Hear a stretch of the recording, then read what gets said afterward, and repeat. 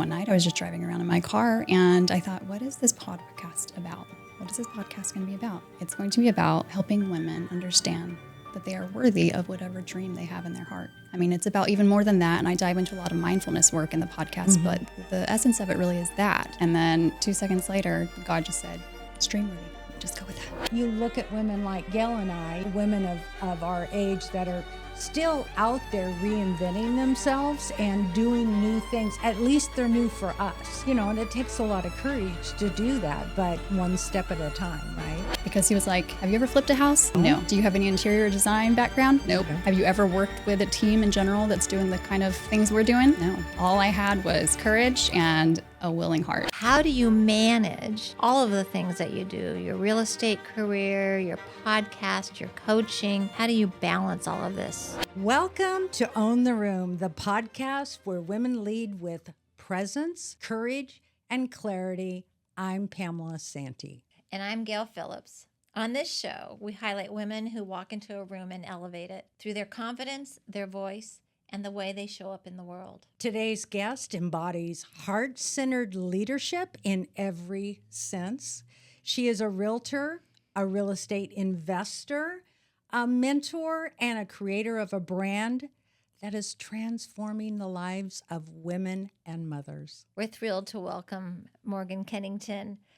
You're an accomplished realtor here in Fresno. I am. And after beginning your real estate career with strong momentum, Morgan had a pivotal business decision in 2021. She joined Real Broker, and she describes it as one of the best decisions she's ever made in her life, and in her business anyways.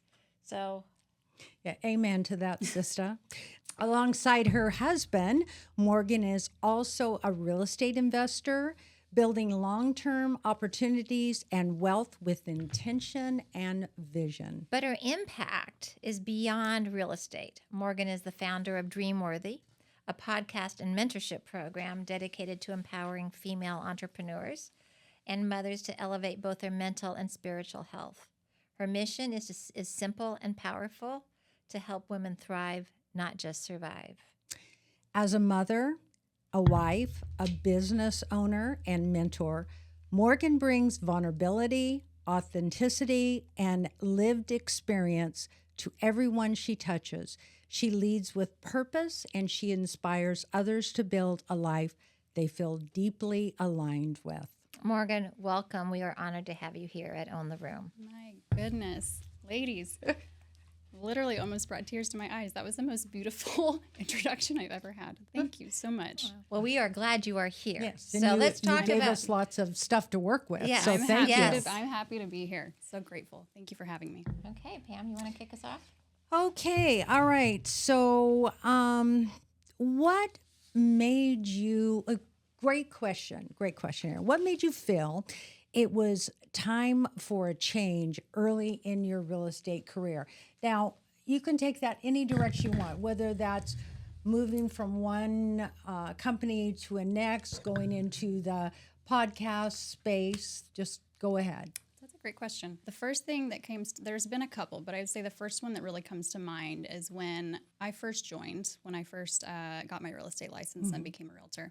You don't really have a lot of clients right off the bat, right? Yeah. It's a lot of kind of figuring things out. It's kind of finding your groove. It's finding people who are willing to lead you and guide you, which such an important not part. Always easy to do. Oh, it's not everyone is willing to do that for you. And I was blessed enough to get connected with a woman named Melissa Spolini. I'll give a shout out to her right now. She owns Ed & Hart Realty and Design here in Fresno, actually. Yes, and we know her. Do you? Yeah, okay, she's sure lovely. Do.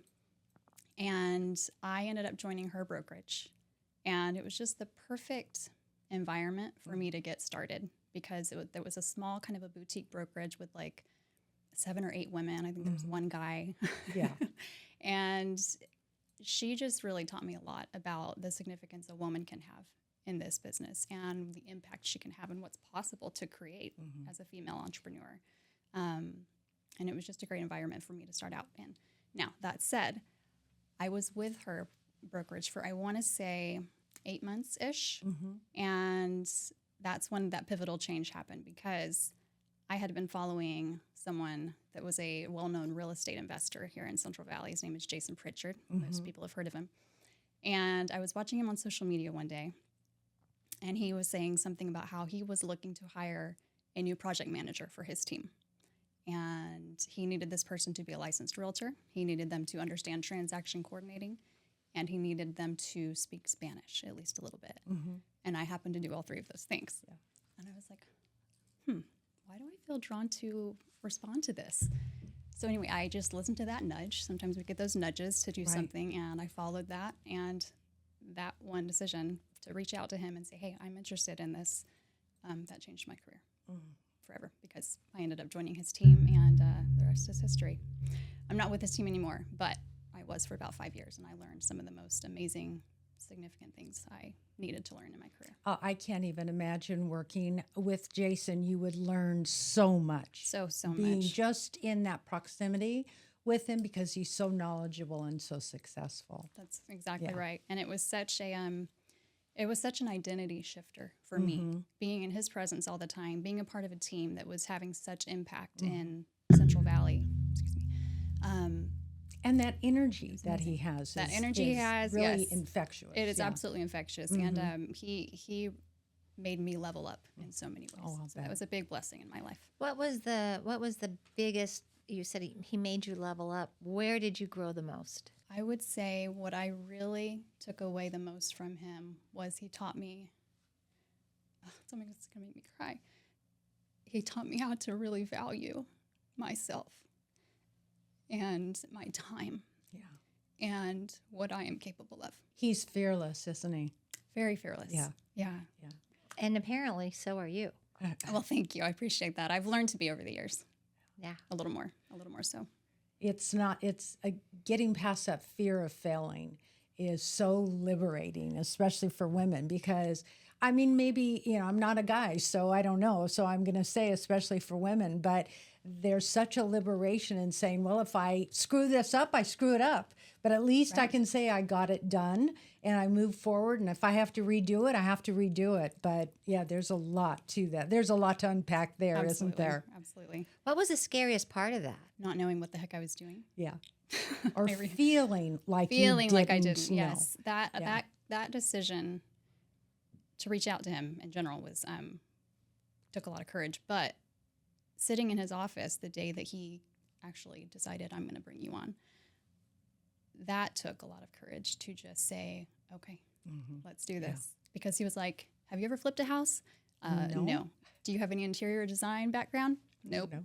Have you ever worked with a team in general that's doing the kind of things we're doing? No. Yeah. All I had was courage and a willing heart. And he was like, that's all I need. Yeah. So, yeah. I can see him being very respectful of that. Yeah, he was. What a wonderful opportunity that had to be for you. It really is. You're also a mother. I am. How many children do you have and their ages? I have 4 kids, and they range from ages 11 to 9 to 5 to 4. Okay, so you still have some little ones. Oh, yes. How do you manage balancing all of the things that you do, your real estate career, your podcast, your coaching, your being a wife, and how do you balance all of this? I've gotten rid of a lot of the shoulds in my mind, that it should look like this, or it should be a certain way, or I should be able to do X, Y, and Z, and it just be seamless. I've kind of gotten rid of that, and I think that's helped me a lot. I have a lot of grace for myself in the areas that I need to, and just coming from that mindset helps me to not feel so overwhelmed with all the things on my plate. Mm-hmm. You're so wise. Where does this wisdom come from? Are there some mentors there that you still plug into, or? Yeah. Oh man. I mean, your tribe. Who's your tribe? My tribe. There's a lot of women that I've learned from over the years. I don't know if you know who Brooke Castillo is. She owns the Life Coach School. She was one of the first people that really started to open up my mind to the power of mindset work, to the power of our thinking, to the power of, just shifting your perspective in ways to where you can understand that life doesn't happen to you. It happens for you and through you. And so her, a woman named Jody Moore, who's an incredible Christian type of life coach as well. She's incredible. Kathy Heller, just so many amazing women that I admire and look up to and still do.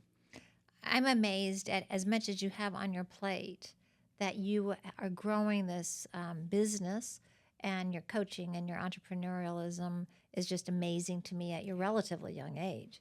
It took me to be quite a bit older before I had the self-confidence to be able to step into this role that we're in now. Yeah. And you've done it light years ahead of me, so But congratulations. I like to think at our age that we're role modeling, that you're looking at, I'm going to say you're 40 years old only because I listen to your podcast. Maybe not quite. getting there. You're on Very the close. on the cooler side Yeah. of that, but getting close. Just quoting what you said. Correct. But that you look at women like Gayle and I, who late in life are doing some things that's got to inspire you to, not just particularly us, but women of our age that are still out there reinventing themselves and doing new things. At least they're new for us, and it takes a lot of courage to do that, but one step at a time, right? I think that, yes, you hit the nail on the head. I think it's absolutely amazing what you ladies are doing. And having fun at it. having fun at it. And that's Yeah. the thing, like I was telling Gayle the other day on the phone, the synergy you two have together is very real. It's very tangible. You can feel it when you're even just on a video together, you can feel it. And I think it's amazing to watch what you ladies are doing and the impact you're having. Oh, thank you. Thank you so much. And that's so nice to hear that. I mean, we don't really know that. So hearing that is makes me just feel emotional about that. That's really great. It's true. Tell us, love the name of your podcast, Dreamworthy. Where'd that come from? What does that mean to you? I'm sure you've been asked that, so let's hear it. I have waited 2.5 years to be asked that question. No one has ever asked me. Oh my gosh. And the answer really isn't that amazing. It's just I've always wanted to be asked the question. But I was driving in my car one night after having thought of so many different options for the podcast name and not really feeling good about any of them. And just, I swear I took probably 6 months trying to think of a silly name for the podcast. Yeah. And eventually one night I was just driving around in my car and I thought, what is this podcast about? What is this podcast going to be about? It's going to be about helping women understand that they are worthy of whatever dream they have in their heart.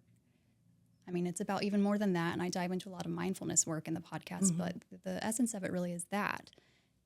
And then 2 seconds later, I say, God just said, it's Dreamworthy. Just go with that. Dreamworthy. It's a great name. Yeah. Okay, that's it. Dreamworthy. Yeah, and as I kept I'd look it up, and then I'd listen to you, then I'd go back and I'd look it up again, and I'd think, I wonder where she got that name. I love that name. That's it. Yeah. It took you 6 months. It took us like 6 minutes, but Which is how it should be. to come up with On the Room. But here's the comparison. Yeah. When you know it was right, you know it was right. When That's you right. said, that's it, it's Dreamworthy. For us, it was Own the Room, and it was more for me than it was for Gayle. But again, Gayle just went, I can see that. It resonated with you. Yeah, Really, resonated. and so did Dreamworthy. It Absolutely. resonated Yeah. with you. Yes. And it tells the story of what you're trying to convey to your audience. That's right. Is just what you said, that that everyone's dreams are worthy. And then it's how do you and I talked a little bit about people oftentimes have dreams, but it is the entrepreneur that executes that dream. So first you have to have the dream or the vision, and then the energy behind it, and be willing to fail and to pivot. And Pam and I, whenever we are working on a project, we just start sometimes in the middle. Don't always start in the beginning. Yeah. We start in the middle sometimes, and then we pivot to find our way. And that's worked for us. What's your secret sauce in how you've been able to implement either Dreamworthy or your coaching program or your real estate investments or your real estate sales? How do you navigate those scary things? I think that self-doubt plays a big role in entrepreneurship naturally for most people. And I think that a lot of women have dreams in their hearts, and they have things that they want to do, and they feel this burning fire inside of them. And for whatever reason, they don't take action on it. And I think that reason is because they listen to that self-doubt. They listen to that narrative that's going on in their mind that says, you might fail if you do this. You might feel weird and stupid if you do this. People might not like it if you do this. Whatever story or thought they have. I have all those same thoughts. I have all that same self-doubt chatter going on in my head. I just say, yep, maybe. And I'm going to do it anyway. Because I feel that an entrepreneur, when you go through the journey of being an entrepreneur, you are blessed with so much opportunity to exercise the muscle of being a creator. Like, God has given each of us an inherent right and an inherent nature of being a creator, creating things in life. And I believe that there's no better way to do that than diving into entrepreneurship. And I believe that, and I feel that so strongly, that self-doubt and all that and other nonsense and the obstacles that can come up, it's just white noise. And I think as we've gone on through the years now, we've been together as a business for almost 5 years, that we now have that muscle memory. Yes.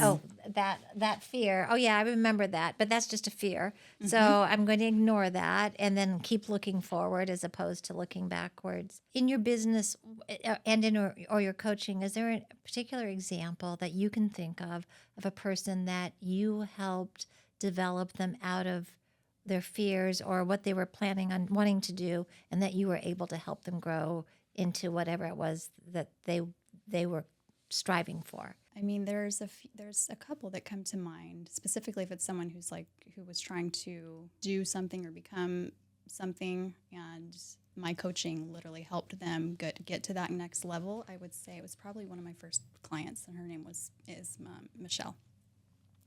She started out as a brand new real estate investor, and she wanted to really grow her business with her husband, and she had a lot of self-doubt doing that in the very beginning, a lot of confidence issues, and I was able to help coach her through all of it, and she's still in my program to this day, and I've helped her. I still continue to help her through all that mindset stuff that she needs help with, and she's become, over the last year and a half, she's become one of the most inspirational female investors in our community. And she started as one of the most inexperienced and most self-conscious people that I'd ever worked with. And even though she's amazing. And the thing is about my coaching, the way I am, is I see people for who they truly are. And when they're with me and when I'm coaching them, they get a glimpse of that, and they're able to see themselves in a much different light. So you're able to mirror back to that person what it is that you see and the potential, and you bring that out and give them the confidence to continue moving forward. Absolutely, yes. And life experiences obviously help us along with being able to mirror those things. As I'm listening to you, I'm noticing what a soft voice you have, which I've been told that my whole life. Yes, you have. So you said, yes, you have. And your father told you, you're going to need to learn how to speak up, Morgan, and be louder. But I loved how you were, and you can explain this, of course, a lot better, how you said, well, maybe I don't need to learn to talk louder. Maybe my voice, soft, is okay. I just need to get out of my comfort zone, because that's what you did. So, okay, so this is a great story. This is really a great story. I as a matter of fact, I listened to it twice. So you went on a mission. You went on your mission to Spain, and boy, I just can't even imagine. How old were you? Like 20 or something? I was 21. Yeah. So I can't imagine when you opened that envelope, because she describes that, and you pulled out Spain, you must have been like, whoopee, I'm going to Spain. I know if it had been Gayle loves Spain. It was very exciting. Yeah, I'm sure it must have been so exciting. And one of the things that you did, and I so related to this, was you got on a bus and you made yourself sat next to people, and you hardly spoke Spanish, and obviously, and by the way, here's another person who loves to ride on city buses right here. And made yourself have conversations with the locals in Spanish, even though I'm sure they must have looked at you sometimes and Oh, yeah. had a good laugh. But how uncomfortable that was for you, but it was part of your journey. It was part of aligning your beliefs or aligning your actions with your beliefs. That's right. So expand on that, because I just love that story. Thank you. Thank you. I love that you brought that up. Yeah, it's something that I did all the time on my mission. And I think the story you're referring to is when I would sit next to people and I would speak Spanish, obviously. And I was just practicing it for me, even though it was really uncomfortable. And I probably didn't make any sense what I was saying, but they would just kind of play along and smile. And like, yeah, you're cute, white American girl. And but I didn't. It goes back to that whole courage thing. If you have courage, you can do things that feel silly. Yeah. You can do things that feel, kind of uncomfortable and weird. And you absolutely, if you want to be the kind of missionary that I wanted to be a missionary that could really make an impact, that could move the second I felt God tell me to do something. The kind of missionary that could really just express myself in the way that I wanted to express myself, not only in English, but also in Spanish. If I was going to teach the gospel to people and make an impact in this time of my life, I needed to be able to do that. And you have to. I had to align my actions with that type of person and that type of energy that I wanted to be in. Were you raised that way? Was your home life one that your parents encouraged you to be brave or to have courage or to take risks? Talk about that. That's a great question. I've never been asked that. Yes and no. My parents are both amazing, both very hard workers, and I do remember my dad specifically telling me that I could do anything I wanted to do when I was a kid. I also remember him telling me to make sure I married someone with money.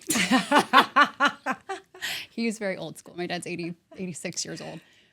So his mentality was very much a man takes care of a woman. You make sure you marry a man that's got money. So I remember him telling me stuff like that.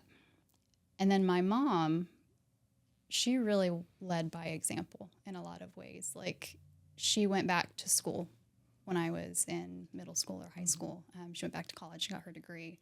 She always worked. She always served in our church. She always was the one hosting Thanksgiving for 50 to 100 people every year. She was always the one doing everything.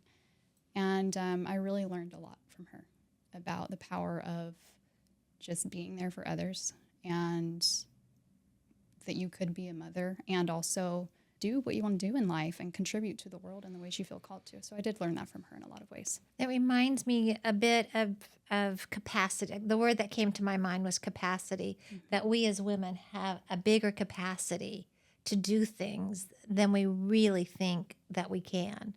That from the moment that I wake up in the morning and all the things that I do as a wife and as a mom and here with the team, and then now, adding another business line to our business model here, is that we, and Pam as well, we are now adding more work to what we were already doing, and with aging family members and all the other kinds of things that we come across, we just expand our capacity. And so your mother had an immense amount of capacity that she modeled for you, and perhaps that's why you have so much capacity to do all the things that you're doing, because as we looked at you or talked about you and all the things that you were doing, it was like, oh my gosh, how does she do it? But our capacity expands as we have dreams or vision or passion, and maybe that's just something I'm just now realizing how much more room we have to do things if we really are feeling called to it or wanting to. No, that's absolutely what it is. I think the way you worded that was beautiful and perfect. I don't think I've ever been put it together in that way. But yeah, I think you're absolutely right. Yeah. You hit the nail on the head. And I think that when you feel called to do something, it gives you energy. It doesn't drain your energy. Right. And that's the difference Yeah, between people that are that's just true. hustling and doing something because they want to, I don't know, make money or whatever, versus doing it because you really truly feel a divine purpose in it. And that's that entrepreneurial spirit as well. I mean, I don't know that Pam or I think that we're entrepreneurs, but that we have these thoughts that come or projects that come, and all of a sudden that sounds like fun. So let's go in that direction and see where it takes us. Yep. And so that's where it's like blowing into a balloon. It just keeps getting bigger and bigger and Yes. bigger. And as we get, when we're supposed to retire, and yet we are not, we're just blowing that balloon up. I know. And then we just keep blowing into that balloon and having fun. and having a great time at it. And we've had to really, again, going back to aligning your actions with your beliefs, we've had to tell a different story to ourselves because everybody is telling us, it's time. When are you going to retire? When are you going to stop working so hard? And you hear that, and your actions don't align with that. And so because you're hearing everybody going, what are you doing? What are you doing? So Yeah. I have to give myself a pep talk. I have to align my story with my actions now. And that story I have usually takes place in the morning in front of the mirror, like, all right, old girl, you need to get going. Today is you're going to do this. You're not retiring today. You're full of life, you're full of stories, and we love pouring in to other people as well. Yeah. So, that has definitely been part of our gifts to our community, our gifts to each other. But you talk about gifts. And as a matter of fact, I think you talk about gifts, but I'm not going to digress, but I'm not getting away from it either. You said 6 things you might not know about me. What are they? Oh, gosh. Was that a post I did? That's You're asking me to remember what I wrote? Oh, if you come Let's up see with if I one or can. 2, I'm good with that. Okay. Oh, this is fun. I served a mission for my church. That was one of them. Yes. When I was 21. Another one is that my husband is 10 years older than me. Okay. That's another one. I wanted to be an actress when I was little. Well, you certainly have the looks for that. Thank you. You're and the sweet. singing chops. Thank you. Oh, thank you so much. I do love music. Speaking about gifts, I think that was probably one that I was blessed with. I'm not a performer by any means, but I really love music and I love to sing and play guitar. You play the guitar. I do. I play the So guitar. jealous of people that can play guitar or the piano or whatever. I do. I play the guitar. And that was something that I just picked up when I was about 15 because my brother was doing it. And I thought, gosh, that looks fun. Yeah. I want to try that. Why not? So I guess I started building that courage muscle early on and didn't even realize I it. Yeah. didn't even realize it. Yeah. Are you teaching your kids that same courage muscle? I try to. And I think it's easier to do it by example sometimes versus... Well, that was what was role modeled for you. Yeah, for sure. Because sometimes I would say with my son specifically, who's 11, he doesn't always want to exactly listen to what mom has to say or Really? think that mom knows Yeah. best. But I think leading by example has helped him in ways. There's a quote that I have here that says, living in alignment and thriving in every season of life. So alignment has been authenticity and alignment has been a through line in your career. Was there when was that big, when was that big aha moment where you knew that you needed to live in alignment of who you were and so that way you could become who you are now? Was there a moment that you just said to yourself? It was honestly before real estate even came into my life. When I was, this was back in 2017, I want to say. I had just given birth to my daughter, my second baby, and I got severe postpartum depression.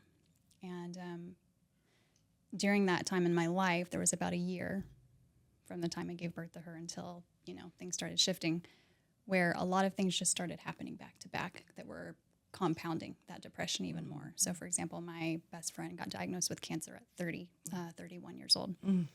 My parents ended up getting a divorce.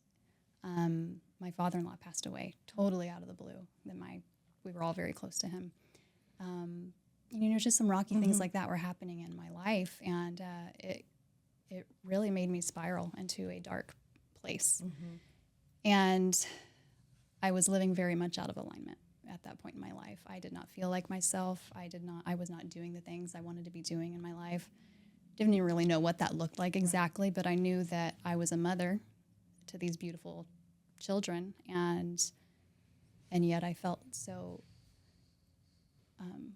sad all the time. Yeah. And I felt very lost inside. And so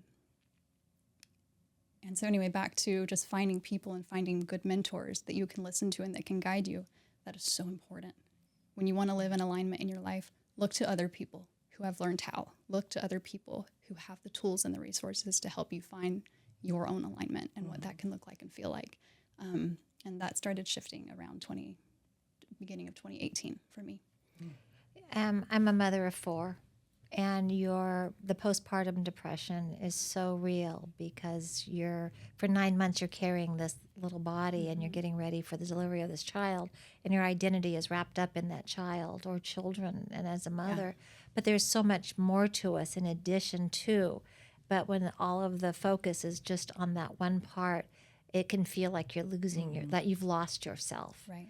And then it's trying to figure out how to find myself again, and then being able to rely on other people to help mirror ways to become who you want to be, even though you are a mom, and to embody all of that as one whole new person is like adding another part of you. So it's interesting that you've shared that, because I went through that as well. Yeah.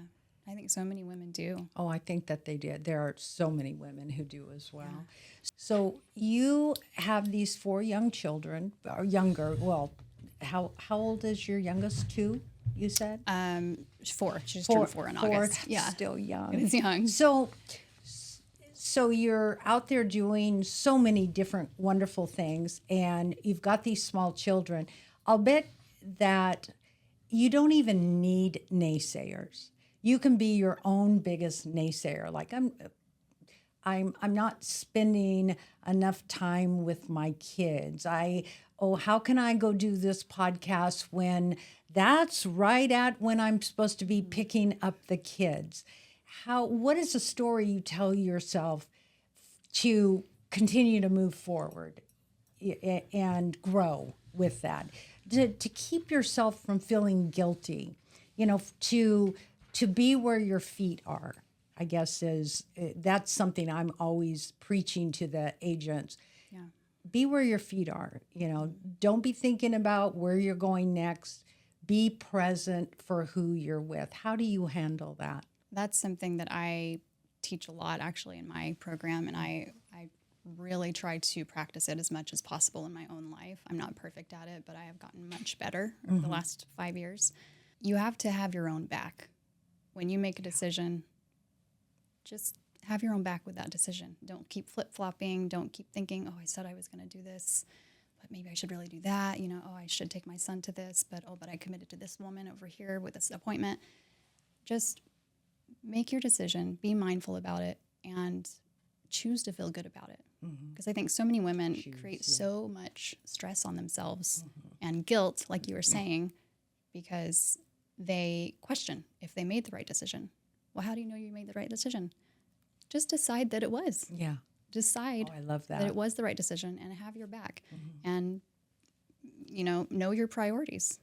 If you know that your children are the most important thing in the world and you have a choice between your children or this appointment or whatever, then find a way to either make both work if they're both that important, or just know that the answer is always going to be your family and your children. Right. That's what Wow. Lots of wonderful thoughts, and so much resonates. I hope that we could bring you back to Own the Room. I would love to. We have truly enjoyed having you here today and getting to know your story, and that you have the passions that you have for alignment and women and your real estate business and your music and your spirituality. You are a full package. It's been Yes, a you are. delight to Thank you be so able to much. chat with you this afternoon. And what a I feel the fast same. 30 minutes And that how was. I was fast going to this say, I all feel like we've been goes sitting by. here for only 15. I know. It feels like it's- I've been here 5 minutes. So, well, you have helped countless women rediscover their strength. I know you've helped us today. I'm just wowed by you, Morgan, as I knew that I would be, to be honest with you, helping all of us to reconnect with purpose, reimagining what thriving looks like. Gosh, it's been a pleasure having you here today. Thank you so much. And to our listeners, owning the room means leading with your values out loud. And until next time, keep stepping forward with purpose and alignment.